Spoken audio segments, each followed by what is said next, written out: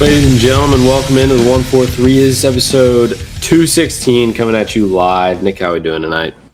We're doing good. Bringing to you our first Cowboys episode of the offseason. Probably not the last, just because there's still a lot to be done. But just kind of bringing you everything to light up to this point. Just what we think about it and what we think this means. Just recapping the season, talking about what needs to happen for this next season. Sure, classic Cowboys offseason episode. Start with the stat of the week, brought to you by our sponsor, Angels Logistics. Cowboys defense, their passing defense rated worst in the league last year. They gave up a league worst 4,521 passing yards. For anybody that watched, the passing defense was absolutely abysmal. Run defense wasn't much better, honestly, but yep, NFL worst last season, so that will be the priority number one, hopefully, going into this free agency and draft coming up. So, yeah, league worst passing defense. Yeah, I mean, you saw it time and time again. You know, they could have been something. I mean, not saying they could have been anything special last year, but, you know, with how good that offense was, you just wonder average pass defense. Yeah, if you just had an average defense overall, you know. But the utter worst, so just kind of threw it all in the trash. But player of the week, probably the best addition last offseason. George Pickens, who just got placed on the franchise tag. He had 1,429 receiving yards, and then he also caught 9 touchdowns, and he caught 93 total passes. So just an absolute weapon on offense. He really filled in that role of, I mean, it's wide receiver 2, but it's really wide receiver 1A and 1B. When you look at him and CD. CD went down for a little bit during the season, and he picked up the slack, and then he just never really slowed down after that.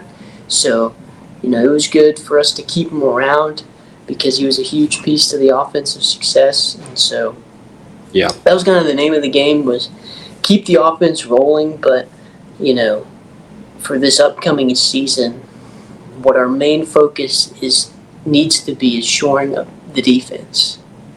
Yeah, you know, we've been pretty hard on Dak over the years, and he came in this season and, you know, had an MVP caliber season with the offense that he had. And George Pickens, you know, player of the week, player of the season for the Cowboys. He was actually like a top 3 receiver in the NFL last year. So, you know, even 1A, 1B, it was kind of hard to tell who was 1A and who was 1B last season.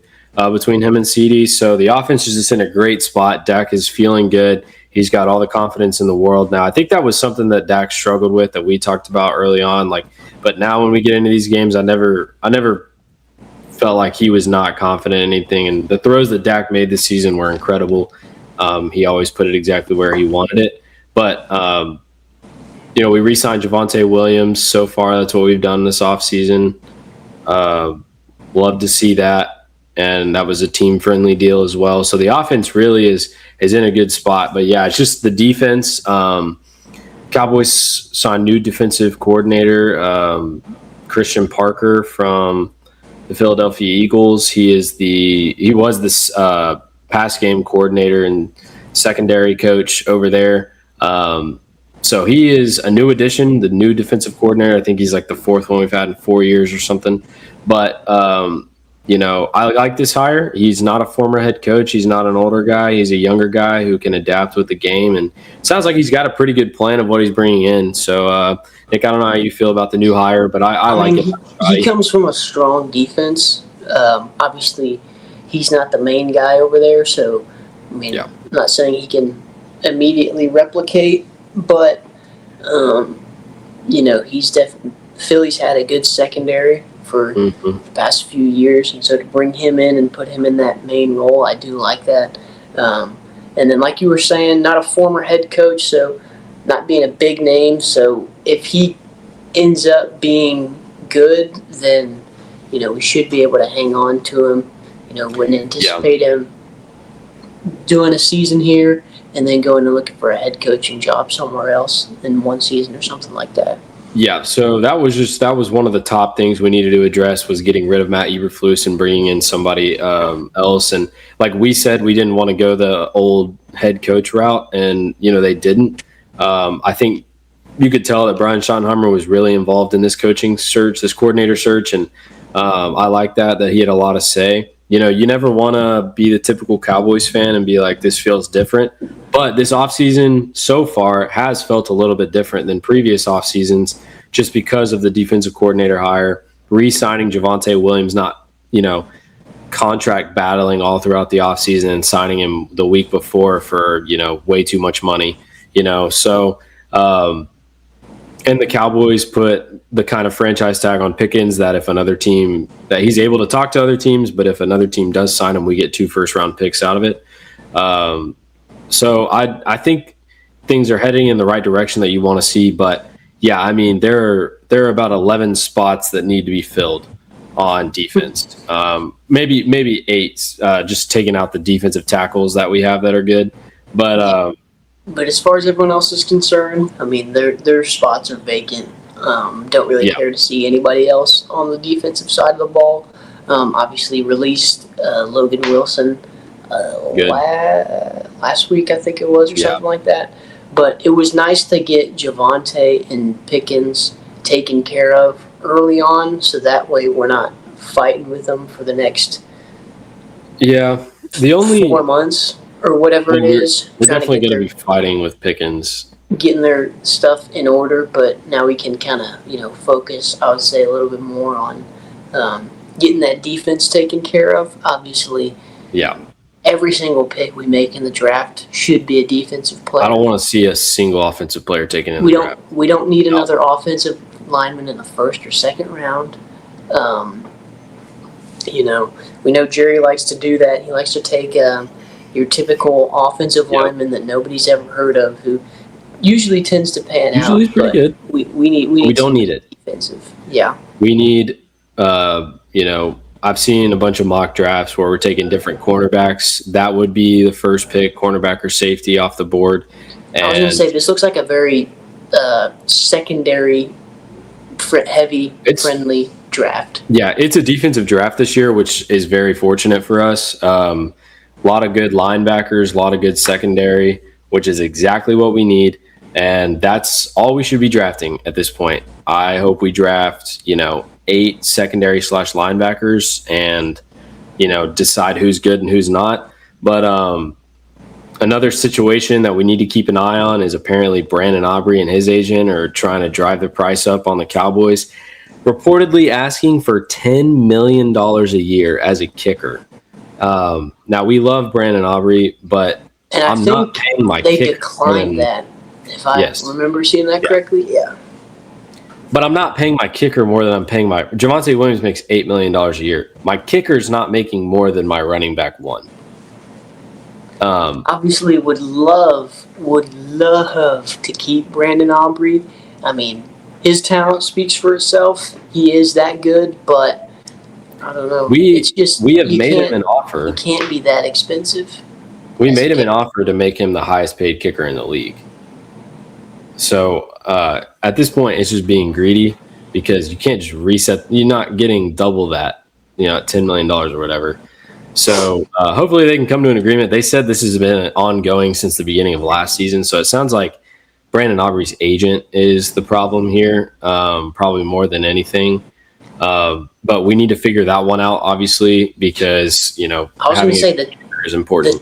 I was about to say the tough thing too is we saw a lot of poor kicker play last year, so it can be the difference.